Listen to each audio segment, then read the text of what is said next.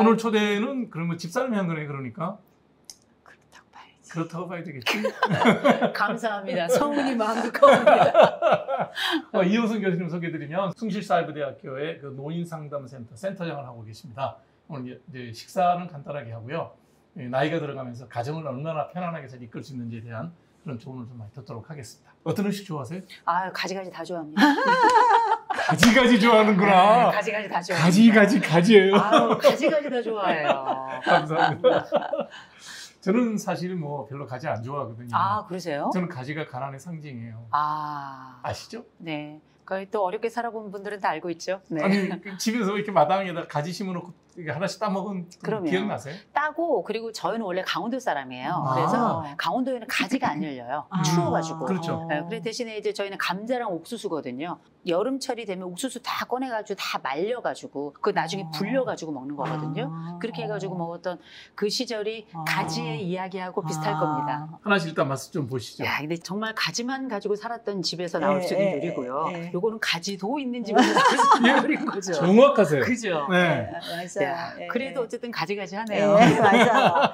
이거는 가지를 떼서 네. 이제 취향껏 덜어서 드시라는 거고 저는 가지를 덮었어요. 그러니까 저 밑에 지금 가지가 있는 건가요? 거예요. 정말 가지가지하죠. 가지가지 하네요. 이거 어떻게 먹어야 되나 이거? 그냥 하나씩 가져서 떠서. 그냥 떠서. 일단은 이게 모든 거는 그 간이 덜 돼 있고 재료가 심플한 것부터 먹어야 나중에 이제 풍성한 걸 먹을 때 각각의 맛이 잘 이렇게 비교가 되더라고요. 요 가지를 그 녹말 같은 거 이렇게 묻혀가지고 찌신 거죠. 요거 괜찮나요? 이게 황혼 요원이 많잖아요 요즘에.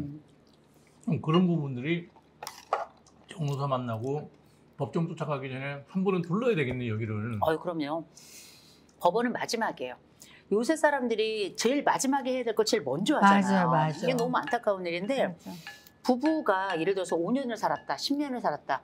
헤어질 이유도 있지만 살아온 이유도 있거든요. 그렇죠. 그래서 이제 살아온 이유들 중에 보면 뭐 자식 때문에 살았어. 그것만 가지고 산 부부는 거의 없어요. 뭔가가 있거든요. 이 부부가 계속 유지되게끔 한 5년이건 그게 10년이 됐건 더군다나 우리가 뭐 20년 살았다, 30년 살았다 이 엄청난 역사 아니에요. 나 혼자 살았던 세월보다 훨씬 더 오래 이 사람하고 함께 살았던 건데 그러면 이 사람을 살게 했던 그 이유는 뭐고 원인은 뭔가 이런 거 좀 살펴가야 되는데 근데 요새는 참지 않아요. 내가 원하는 대로 내가 느끼는 대로 그냥 말하고 느끼고 그게 사실이라고 딱 단정하고 와서 뭐부터 이야기하냐면 이혼하려고 하는데 어떤 점이 이 사람의 약점입니까? 이거부터 물어봐요. 그걸 뭐하러 물어보고 법정 가서 얘기하면 되지? 법정 가서 하면 되는데 이유는 뭐냐면 내가 이렇게 와서 상담을 받아서 결국 나는 상담까지 받을 정도로 굉장히 힘들었던 과정을 사람이다. 거쳤다는 거지. 일종의 노력했다는 위자료 거지. 차원에서 민사로 이제 넘어가잖아요. 민사로 가서 실제 어려움을 겪었고 이 부분에 대해서 나는 당신에게 피해를 요청하고 실제 뭐 재산 분할이나 이런 데서도 더 많은 지점을 뭐 점하겠다 이런 차원으로 오시는 분들도 계시거든요.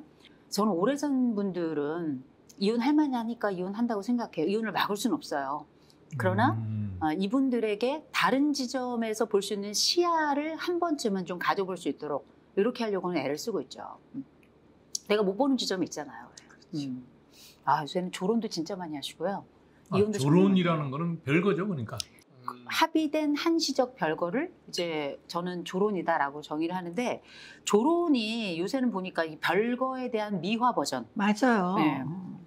그리고 이혼의 전 단계인 것 같아 나는 사실은. 그러면은 일시적이면 다시 합치나요?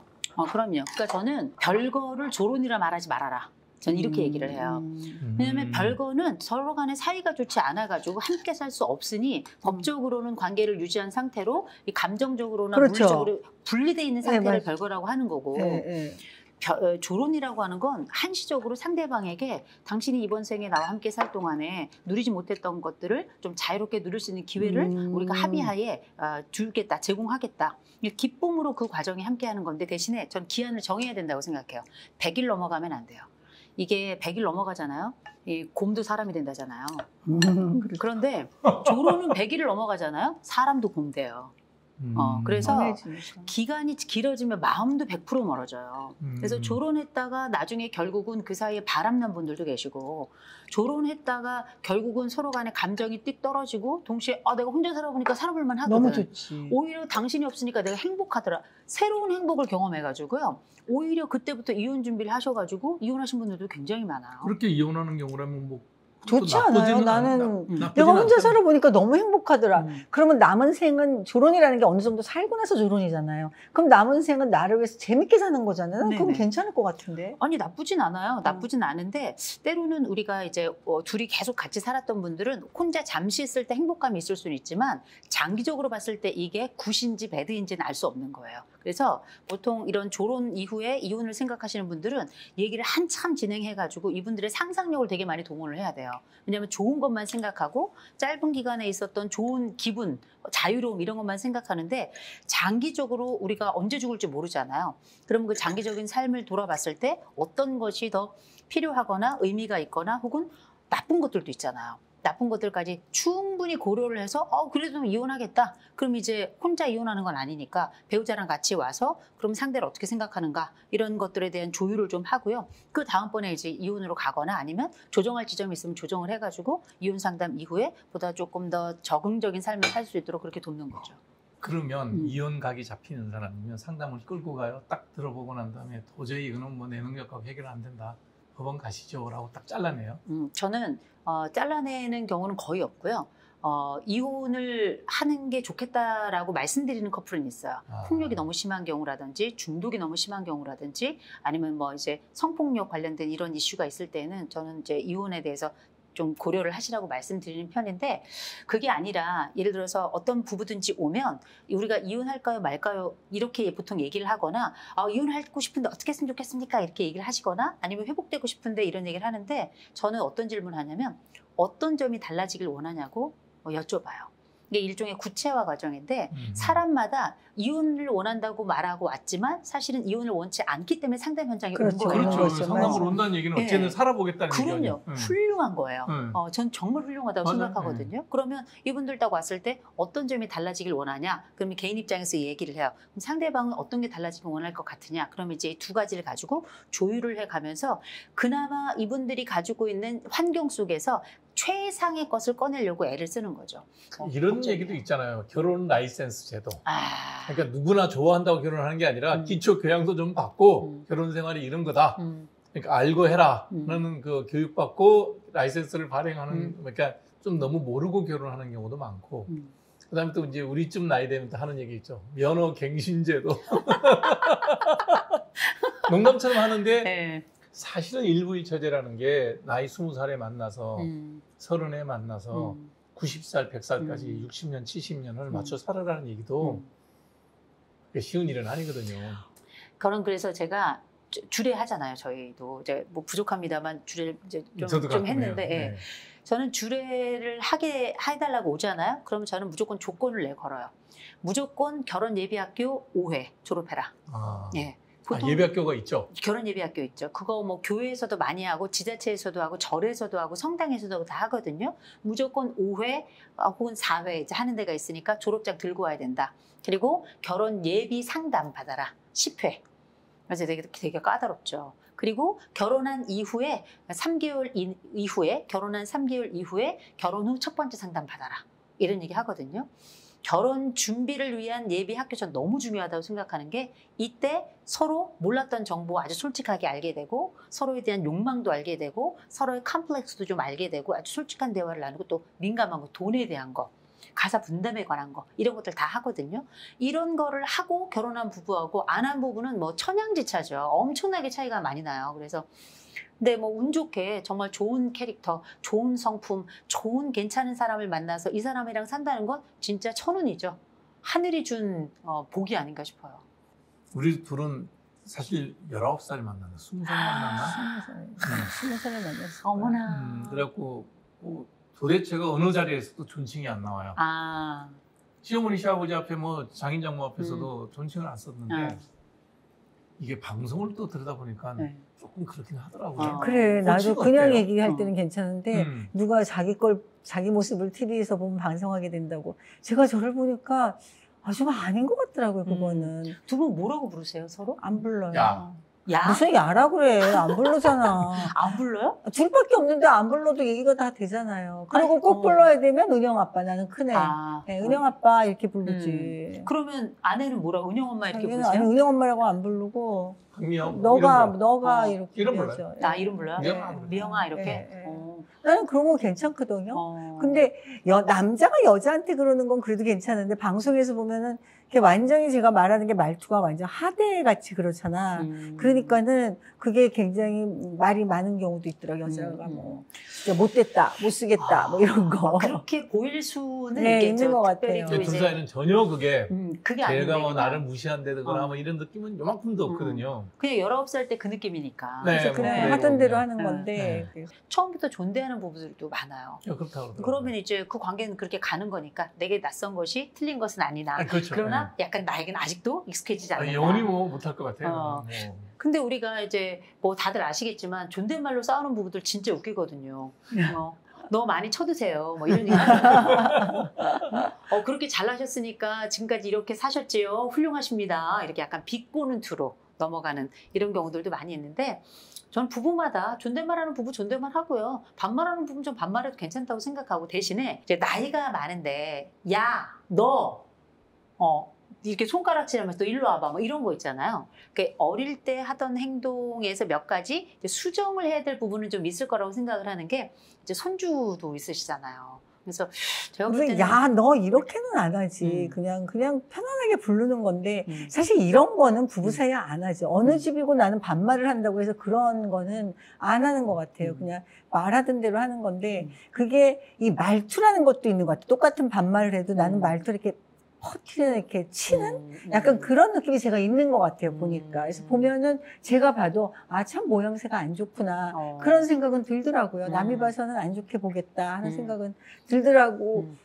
근데 저는 이런 생각이 들어요. 그냥 오랫동안 두 분이 편하게 사셨으면 그냥 그대로 가셨으면 좋겠어요. 아니 그리고 욕할 놈은 그거 아니래도 욕해요. 맞아요. 그럼요. 그러니까 나는 신경을 안 쓰는데 방송도 가끔 나와서 이렇게 나랑 같이 유튜브하는 것밖에 없는데 신경 본인이 쓰는 거야. 그래서 편하게 하라고. 신경을 쓰이시면 그걸 어떻게 바꾸셨기를 원하세요? 아니 바꿀 생각이 없어요. 방송을 안 할 생각이 있지. 좋아. 아니 이게 이쪽이 자신감이에요. 이게 자존감이고.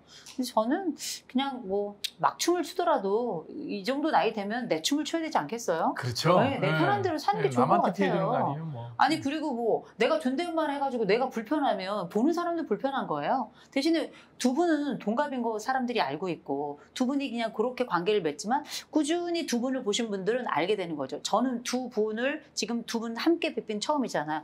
이 두 부부 안에는 탄탄한 아주 두터운 신뢰가 있구나. 저는 이걸 단번에 알겠더라고요. 그러니 뭐 너무 염려하지 마시고요. 반말하면서 계속해. 아니 요즘에 상담하다 보면 네. 요즘 이게 좀 남는 집들이 있나 봐. 자녀들한테 좀 내려줄 집이 있는데 네. 자녀들이 부모한테 했던 공헌도가 다 달라잖아요. 다르죠. 예를 들면 나이가 80, 90 다 되신 분인데 돈은 많은데 지경이 있으신 분. 주로 보면 그게 살림 약간 딸이 하거든. 그렇죠. 근데 상속은 엉뚱한 데로 간단 말이에요. 그러면 그 갈등들이 많이 있을 것 같은데 그런 상담 없어요? 상속이나 증여 관련된 상담 정말 많아요. 근데 그 중에 하나가 뭐냐면 그 주제가 상속이나 증여가 아닌 거죠. 불공평. 그렇죠. 그러니까요. 맞아요. 억울함.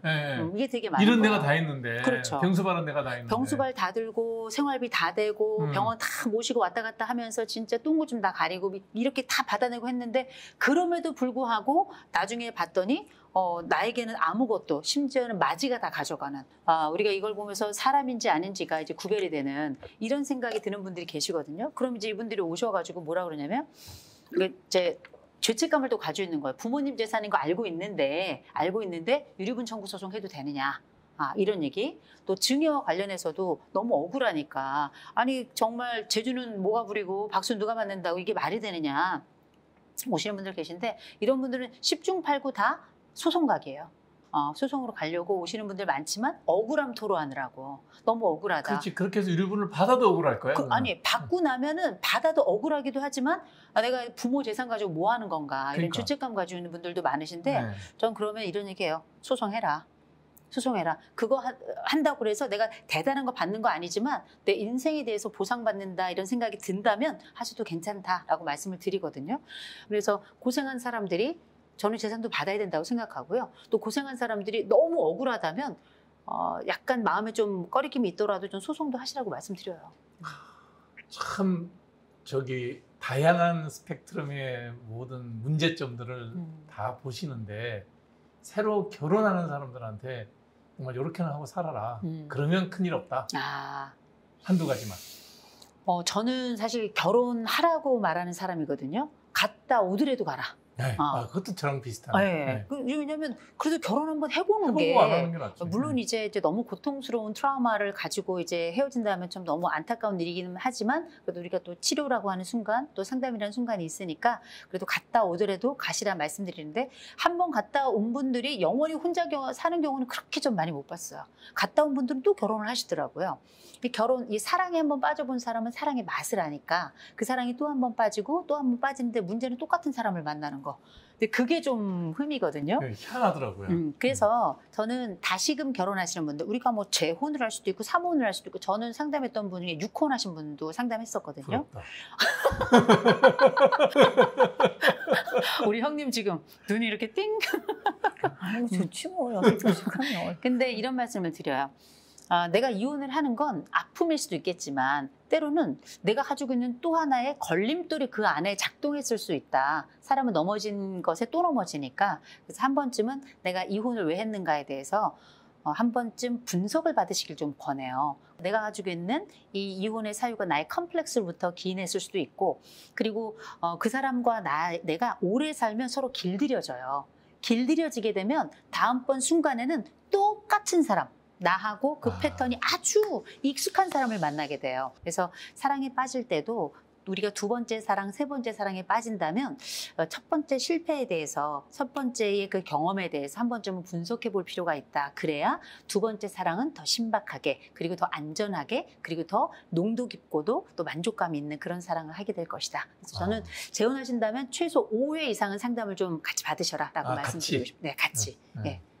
이런 얘기를 하면 또 영업하는 거 아니야? 영업입니다.